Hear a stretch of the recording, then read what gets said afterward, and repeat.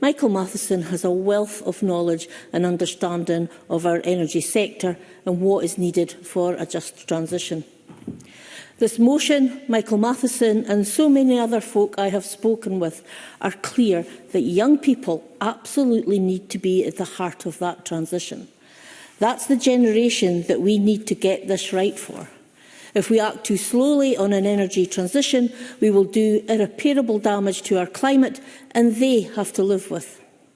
If we move too quickly and scale down our current energy industries without investing in new industries, then we would be failing that generation by failing to provide them with the job opportunities to make their own way in life.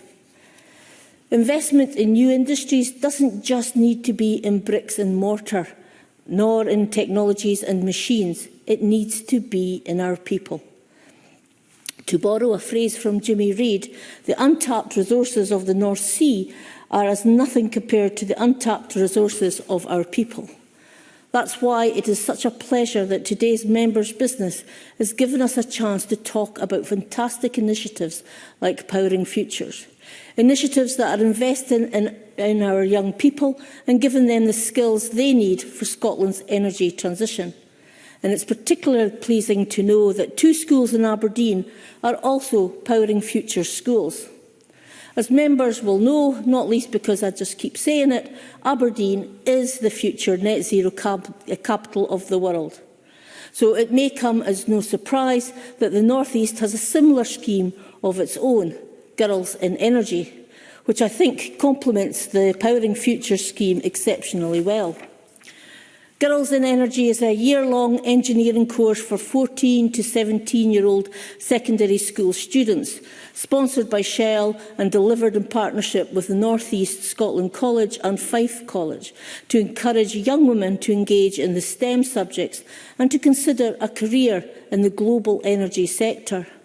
Last week, I had the pleasure to visit the Girls in Energy conference at the P&J Live in my Aberdeen Donside constituency, where I got to meet the members of Team Phoenix, the 5 students who thoroughly impressed me with their elevator pitch.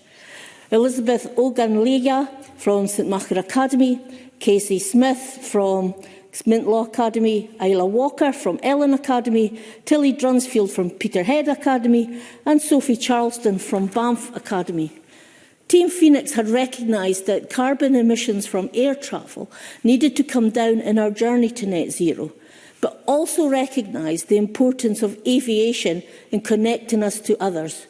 So they set out their ideas to make flying more environmentally friendly. I think they were going to go along with the line, you can't change the world if you can't connect to it. And while I didn't get the chance to meet any of the other teams, I was still quite certain that Team Phoenix's pitch was going to be the winning one. And I was almost proven right.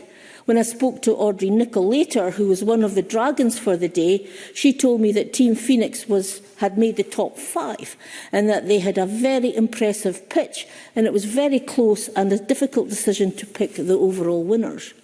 Presiding Officer, I'd like to offer my congratulations again to Michael Matheson in securing this evening's debate. I'm pleased to hear of the many ways that young folk are being put at the heart of the energy transition.